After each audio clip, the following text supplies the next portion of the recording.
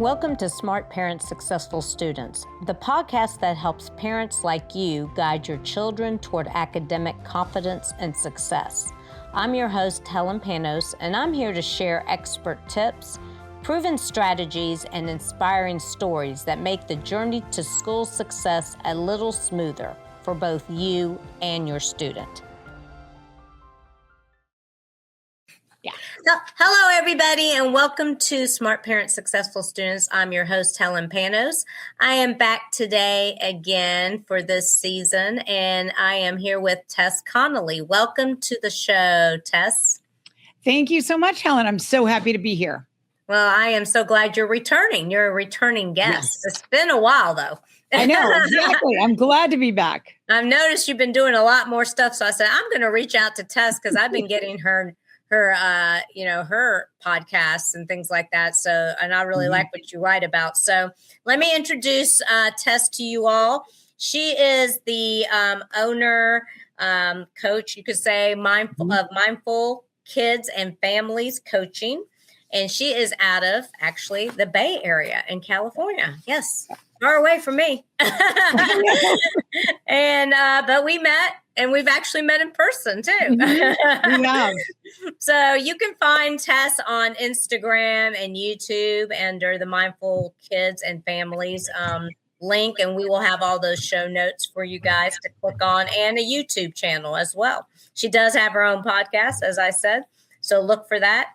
But let me introduce her. Tess Connolly is an LCSW. She can tell us more about that. It's a parent and family coach with over 20 years of experience supporting children, teens, and families. She is the founder of Mindful Kids and Families and the host of the Single Parenting Reset Show podcast, where she shares practical tools to strengthen communication, reduce conflict, and build deeper connection with tweens and teens. Tess believes the most powerful parenting skill is already inside of you. It's rooted in the relationship you build with your child. She lives in Northern California, as I said, and she does have a teenage son and a dog named Red. Woo! Yeah. I'm a dog lover myself. Well, let me ask you, Tess, to start off by telling us a little bit about your journey and what got you to where you are today. Okay. Well, thank you so much. That was a lovely introduction. You said a lot there. So let me just, I'll start at the beginning, but I won't make it too long. I grew up in rural New Hampshire, like out in the backwoods of New Hampshire, where we literally had to build, I'm not joking, but this was back in I'm going to date myself here. But in the mid 70s, we had to build a bridge like over a little river in order to get to the property that we had. I mean, that's how rural. It wasn't a county maintained road. Anyway, I started out there. That was my childhood. We had no water, no running water, no electricity, no home for a little while. We built a barn that eventually became our home, and we got in there, and there was 5 of us kids, all of us a year apart. So there's that's how I kind of started. I started out in the woods. And I say that because my parents did it. And this is part of my whole reset, because I've got the Single Parenting Reset Show. I feel like as parents, we are constantly resetting. And my parents did a big reset in the 70s, took us out of the suburbs of Boston at that time and wanted us to live under their values, outside of the influences of the culture at that time, from extended family, all of that. So that's how I grew up. And so I grew up with a really strong sense of family, what it means to work together, to cooperate, living by my own values, all of that. So, and also just being in nature really all the time. I had a lot of time and space to kind of learn to be present.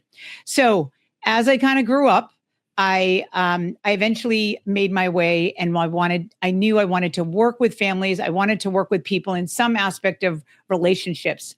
So I dove into getting an LCSW. That's actually a clinical license that I have here in California. But I moved to California about 30 years ago from New England, knowing I was going to do this kind of work. I started working, and I've been working in children and mental health, with families and mental health for decades. And what I found I worked in community agencies, I worked in private practice, is that they were getting some support there, but there was so much going on with parents. And it wasn't like they were failing, but they needed more support. And I really saw that. So the mental health side can really focus on diagnoses, right? And there is definitely a reason for that. And we need that mental health treatment for people at times.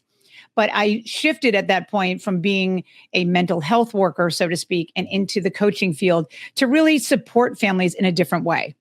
Mm-hmm. And my goal and what I've been doing that I love doing is working inside of families. So I not only work with the parents when I work one-on-one, but I also work with the teenagers and the kids in the family. I try to bring them in so that they are part of the solution that the parents are hiring me for.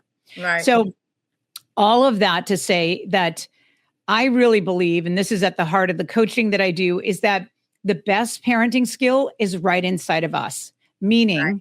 It is not, I can teach you skills, and we have strategies, and we have all that kind of good stuff out there right now. We know a lot about brain science, but ultimately it's the relationship, right? It's the relationship between and the connection between parent and child. That's the most important thing, because that's the only thing that they are going to walk away with. Meaning when they leave, and I've got one that's going to leave in about a year and a half, he's 16 and a half. Wow. That's all he's taking with me. He's not thinking, oh, I had this great, like this or that, or I use this cool, like strategy or whatever it is, right? Some of those things help me as a parent, but he's ultimately leaving with the relationship that we've built. So connection is really a key component. And I will tell parents often that when you have, for lack of better, if you have a better relationship with your child, you're going to get more cooperation and more agreement around everything from chores to homework to screen time or whatever it is. You will.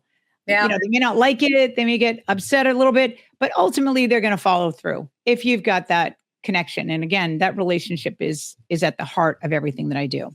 That's true.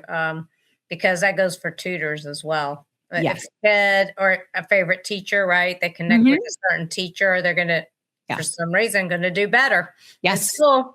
Absolutely. My son was the same way. The teachers that he liked in elementary and middle school, he did better in those classes. Mm-hmm. Right? Yeah. So let's start we're going to talk about screen time and managing it without conflict. So, hey, what parents want battles with their children and screen time, right? I hear this all the time as a tutoring company here. Yeah. So first question is, screen time is one of the biggest stressors for K through 12 parents right now. From your experience, what are parents getting wrong about screen time, and what should they be focusing on instead? Okay. So there's a lot here, but I'm going to try to sum this up. That they really need to be looking at not just screen time as just the problem in and of itself. Okay. Number one, this is what I teach when I'm talking with parents one-on-one, or I do my own webinar about, it's a tech reset masterclass. I talk about this. We are living, as we all know, especially over the last 5 to 10 to 15 years, but the last 10 for sure, that screen times are here to stay, unfortunately, right? For good or bad, they are here. They're not going anywhere. Kids use them. They're using iPads now in school earlier and earlier. They're not going anywhere. So one, just realize that the screens can be used for good. We have to pay attention to that. So I know parents want to just get rid of them. They're actually here to stay. They're great learning tools.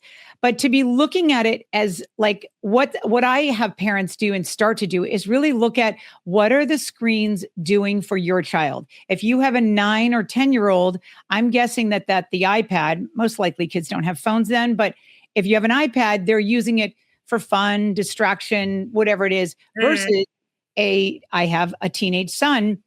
A phone is used for Snapchat, connecting with friends, playing video games. Like, it looks different for where your kid is. Look at what they're using it for. So be curious about that.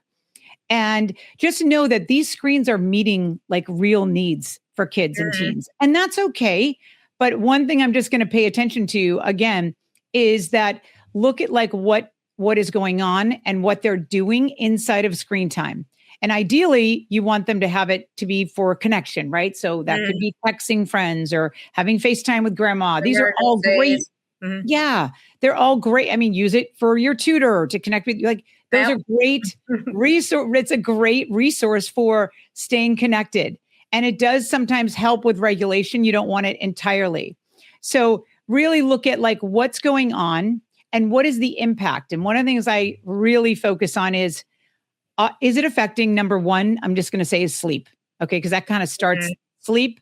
It can't get in the way of sleep, school, family, friend relationships, your extracurricular activities. And if it's getting in the way, or kids don't want to go out anymore because they're just like, no, I'm just going to stay at home and like do my own thing. I don't want to see my friends. I mean, that's kind of concerning.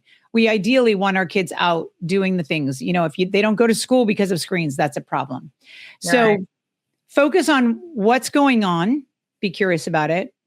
And don't look at it as it's all bad, because there are positives to it. So just paying attention to what is, if there's anything that's, kind of getting in the way, if there's a problem, those are the main things I look for: sleep, school, family, relationships, friendships, and then extracurricular activities. If they're affecting those things to the point that they can't do them, they can't go to school, they don't want to see friends, that's when screen time is a problem. Right. Yeah. I agree. Yes, it is. Yeah. Yep. And some kids can handle it better than others. And then there might need to be some, limitations. Exactly. Yeah. So here's another one. For parents who feel like screen time has turned into constant conflict or power struggles, what's one practical shift they can make right away to reduce the favorite word, battles? Not the favorite word. Yes.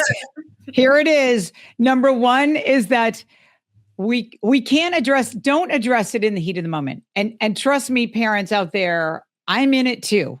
Even though I teach this stuff and my son has done multiple agreements with me, over the years with me, it still happens. He just asked me actually right before this podcast, I got my homework done. Can I get on my video game? Because there are no video games during the school week. But I went over like, are you clear? You've got everything done? Yes. Okay. For like the next half an hour, you can do that. So what I want to just say is that in the heat of the moment is going to be a really tough time to figure out a solution. And it never works. Even if you're like, I need you to do the chores or whatever it is. So get yourself in a calm place. So even if the kid is on the device for another 10 or 15 minutes, it's okay in the grand scheme of life. You get yourself calm in that moment.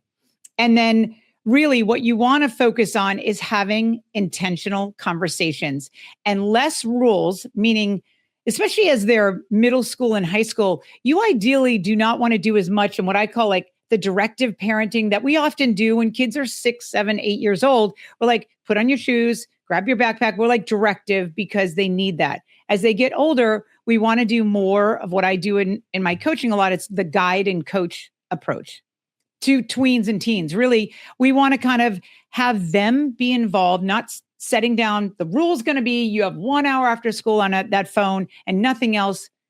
Ideally, you want to start with a conversation that's going to look a little bit more like, hey, I want us to have a conversation about the screen time and the phone use. And so can we meet on Sunday afternoon when we're all calm, right? And relaxed. And let's make an agreement together. So that's the biggest piece is be calm, make an agreement. And I'm saying the word agreement because these words matter rather than just laying down the law about it. Even if you have strong feelings about screen time, as we all do as parents, and over the years it can get stronger, you want to start making agreements and having them involved in making that agreement with you.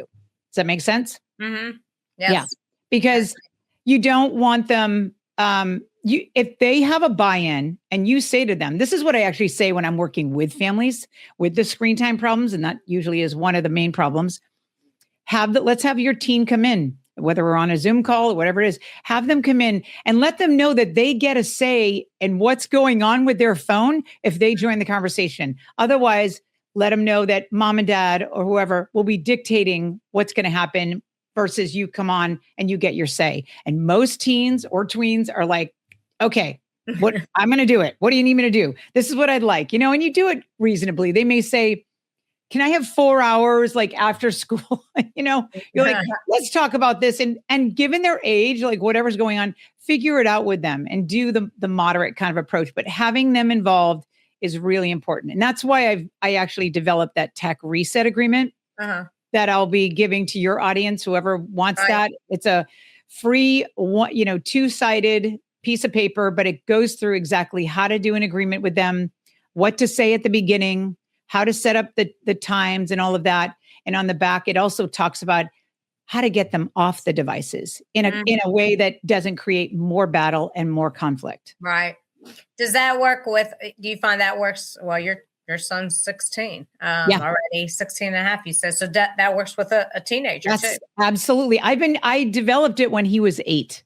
Right. Okay. So we did it together. It would be very simple. And it would be something like, you need to get off the iPad, ideally, and I remember him even saying, well, I think I should just have like a half an hour. And at the time I was like, I was going to give you 45 minutes, but that's okay.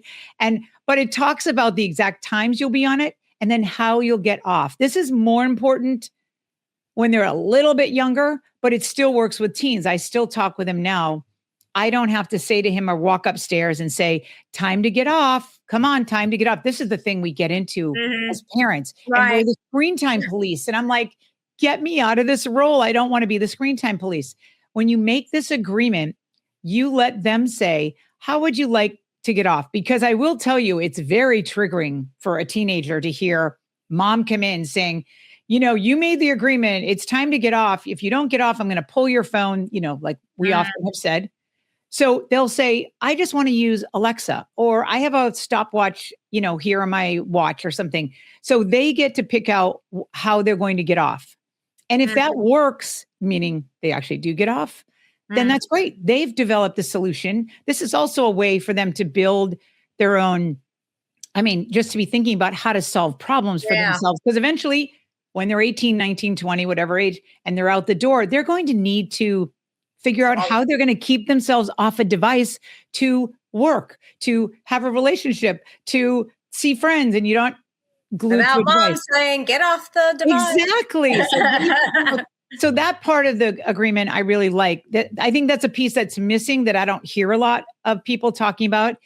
And it is really important. How are you going to get off the device? When he was 8, 9, early tweens, I might have come up to him and tapped him on the shoulder kindly to say, hey, sweetie, you got 10 more minutes. Because like a reminder. As a 9, 10-year-old, they're kind of not as, they're probably looking at their fun game. And sometimes you even like when they're younger, but pull their face up and look right at them. So that they're kind of cued into the present moment because they've been in some kind of like, you know what I mean? You get entranced. Adults do too. Exactly. You get them. But if you're looking and mom or dad kindly says, hey, it's time, 10 more minutes. You're like, okay. So you start to kind of, your brain's starting to kind of get ready and that cues them. I don't do that to a teenager. They're not going to take kindly to me grabbing his face saying you have 10 more minutes. I just say, what's the, it's up to you. You know the timing, you know what you're doing. And if he doesn't do it, then what we put on that agreement, if they don't do it, they've agreed to do this. If they don't do it, what's the consequence going to be? What are some consequences that you guys have worked with? I will say I've used this often where if you're not able to show the responsibility of getting off on your own, it looks like the parent, whether you're 13, 16 or 10, I'm going to have to do that for you, right? Because it's time for dinner. So if you can't do it yourself, so I talk with parents about this, but you talk with them ahead of time so it doesn't just happen in that moment. You're not going to go and grab the phone away. It never works. That's a power battle we never want to get into. I have done it myself. It doesn't work and it's not ideal. You just say, okay, so you didn't get off on your own. I'm going to need to I can do it. And nowadays, most parents can do this. I'm going to shut it off on my own phone. Like the internet will just go off. And then if they get around it with cell data, you can you can figure out ways to do this. I mean, if it's really a problem, I've worked with families where it's a significant problem and they've had to go to the actual company that they've got and they've had to shut down the phone line. Now I know that is like the top nth degree that you would need to go to. But and I believe there's an app or something, isn't there? There are so many different apps. There's one time it and turn it off automatically. Yes, there's lots of apps, and even your own phone carrier has lots of timers. And my kid, even at 16, his shuts off at like 10:30 or 11 o'clock on a school night. So it's done, and he knows that. And so he already plans ahead so he can get off the thing because it'll shut down automatically. Right. So there's ways to do it. And this is what I'm doing and teaching is really about how you as a parent can work together, really work together with your tween or teen and, figuring this out, because it's going to happen, probably multiple times a day, getting off for dinner, getting off to start bedtime, all that kind of stuff. So once you get an agreement that you've all agreed, and once I have everybody sign it and date it and put that up on the kitchen cabinet or wherever is the main area in the house, a whiteboard or whatever, where everyone can see it. And then you as the parent refer back to that, like, oh, remember the agreement we had? Remember you agreed. Oh, you were the one that came up with how, you know what I mean? Like, so you put it back on them, and in their teens, they can handle hearing, oh, okay. Yeah. I guess I was the one. I'm the one who said that. Okay. So what are you going to like, and you give them a chance to do it again. But I talk about the responsibility. If you're not able to be responsible, then we'll have to try something else. And I would say don't give up, parents, because hey, it takes 21 days to form a habit. So you got to get them out of this habit, and you try again, Yeah, exactly. And it doesn't happen the first time. You're going to have, I still have it, and we have a tight agreement we've had for years, but yeah, it's going to take some time. It definitely takes we're all human, right? Yeah. Weeks. Yeah. There'll be some, oops, I messed up. That's okay. And that's totally okay. So if you had to give parents one realistic, sustainable approach to managing screen time that actually works long-term, especially for busy or single parents, because I know you deal with both. Yeah. What would that one approach be? Okay. Consistency of an agreement. And again, I'm saying agreement as opposed to hard and fast rules about screen time. Consistency over perfection. Don't try to get it always right. I wouldn't even think about like, how many hours is my kid on? What is that going to do to their brain? Is it messing them up? Keep focusing on a good solid agreement that everyone has agreed on.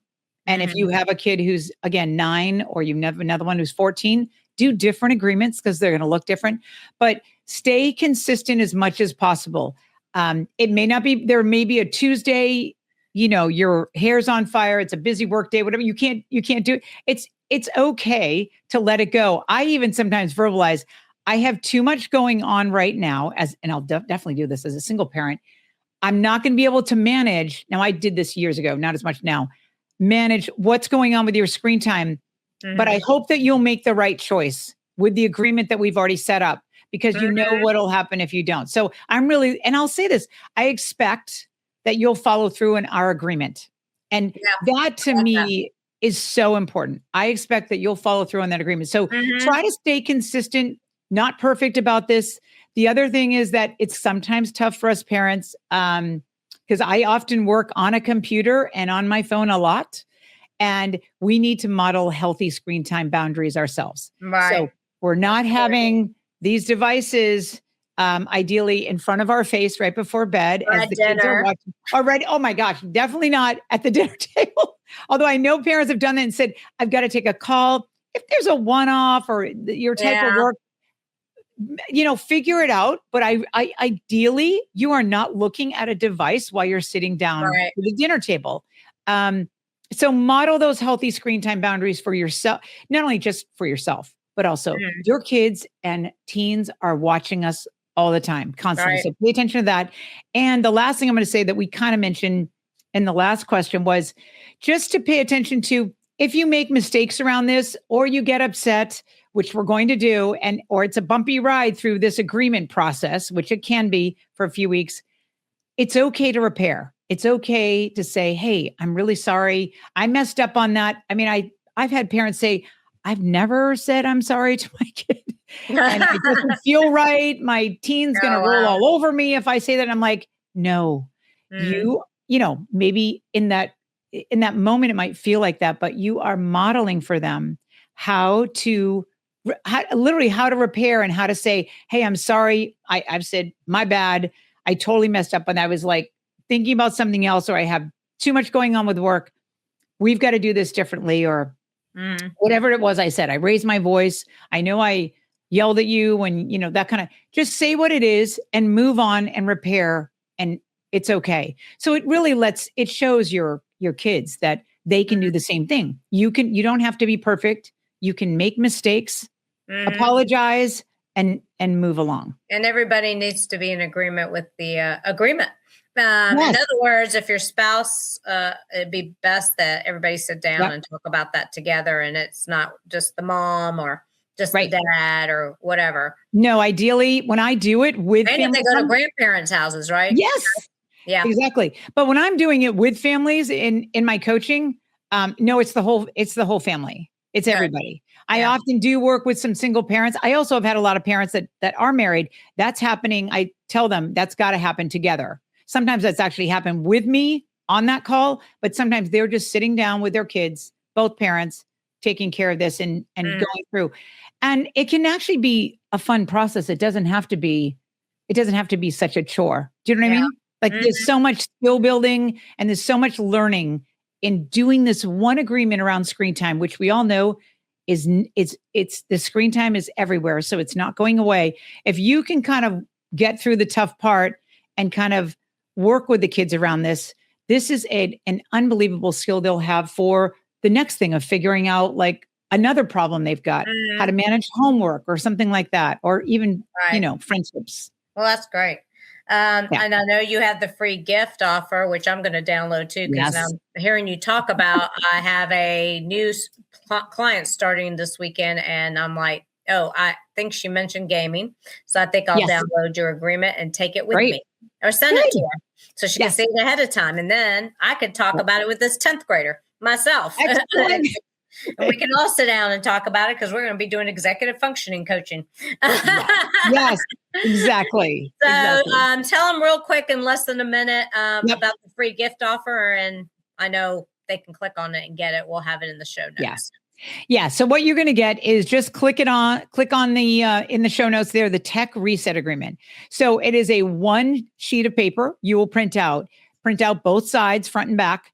And on there, you're going to be learning what to say, the language that you say ahead of time, because parents need that language ahead. And then you're going to be setting up the times that they'll be on devices, whether it's an iPad or a phone or gaming or whatever. Flip side of it is how will you get off this device? And then you both agree to that. And then and the other thing I've done too on there is if you do get off on time and you show that you're responsible with this, here's an incentive, and that's kind of a little bit more for younger kids, but like, we're going to go get an ice cream on Saturday if you're able to get off it, that kind of thing. There's an incentive thing there. And then you both sign it and date it. And then you keep that. And that's your agreement. And you can print out as many as you need and do one with each kid. What? Yeah, you can keep it visible and also maybe share it if this is a problem somewhere else, like at school, share it with their teacher. Yeah, exactly. But teachers would love to see that. I can tell you that after all my years of teaching. We used to do contracts. We called them contracts. Yeah. Well, thank you very much, Tess, for joining us and, sharing all this great information about screen time and managing that without the battle between parents. Because who wants to battle their child over screen time? Right. There's other more important things to talk about. And, who wants to battle anyway all day long? Well, thank you so much for having me. I really appreciate it. You're welcome. And guys, I hope you all have a great rest of your day. We will have all those links available for you to click on. Bye for now. Thanks for tuning in to Smart Parents Successful Students podcast. If you found today's episode insightful, be sure to subscribe to the podcast and check out our YouTube channel for even more tips to help your student thrive.